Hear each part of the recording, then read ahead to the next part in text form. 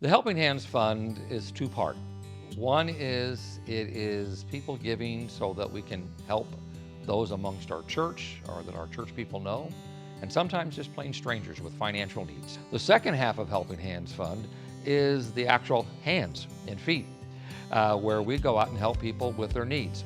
And we had one such example here just recently. We had a lady and her daughter who had moved to the valley about 6 months ago, had already moved a couple of times and got settled into an apartment not too far away from the church. They just reached out to us because they found out that they needed to move. We had a small crew that got there initially, and there was still a fair amount of work to be done to finish packing up. I don't know what the other two were thinking, but I was thinking this may take us all day just to get this done, let alone the moving. But God was amazing. You know, I knew what needed to be done, and the people that we were helping were so considerate as far as tell me what we can do or what needs to happen, where they could be the most helpful. And based on my experience, I was able to give them a little direction and guidance. And then Jeanette just stepped in the door and she just started talking to the mom and the daughter and just encouraged them and it helped them and just said, let's just put things in boxes. Don't worry about what the labels are. Let's just load the boxes. And she just took charge. And man, she did such a great job, got things packed up. And so Derek and I kind of looked at each other and figured we better get to work. The group is amazing in that everybody shows up when they can and they can contribute what they can. And it all works. And just about the time that we were starting to run out a little bit of gas, Barry and his son Sean and grandson Kyle showed up, and they were the muscle. When you look at the trailer and you see how much stuff there was, you're like, all right, this might take us a minute, but it ended up going super fast. And they moved everything out to the trailers. We got it all loaded up in less than 2.5 hours. And we were just amazed at how quickly it went. We decided, you know what? We're here, the Lord's with us.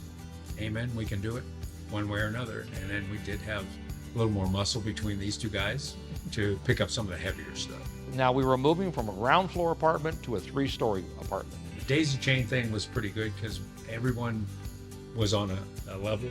So we passed the boxes, and eventually got through all the boxes and they were all. Yeah. So It was awesome because Mike's down there at the bottom and he's just like, just chucking them up the stairs. I catch them, I throw them up behind me, and we had this beautiful system going. It was great. And nothing got broken. And nothing got We broken. didn't break anything.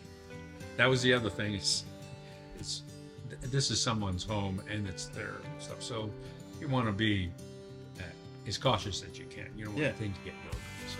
We're 100% professionals.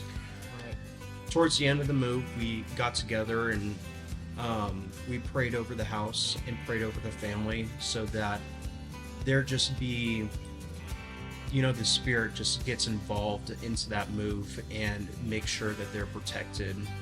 I tell you what, there's nothing better than not only giving and making it possible, but then also putting your hands and feet to work and being Jesus Christ in their lives. Nothing better.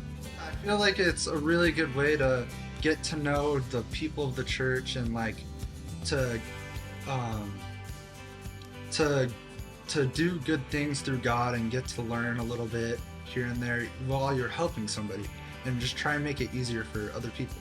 Just seeing how grateful and thankful people are to have somebody give of themselves in delicate situations, to me, that's the hands and feet of Jesus. Just to help them through that day or 2 days or whatever that happens to be, and then having the opportunity just to pray with them.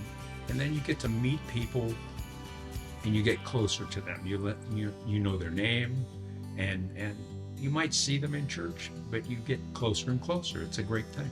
Yeah, most Really fun. And we try to have fun. Occasionally we have a donut.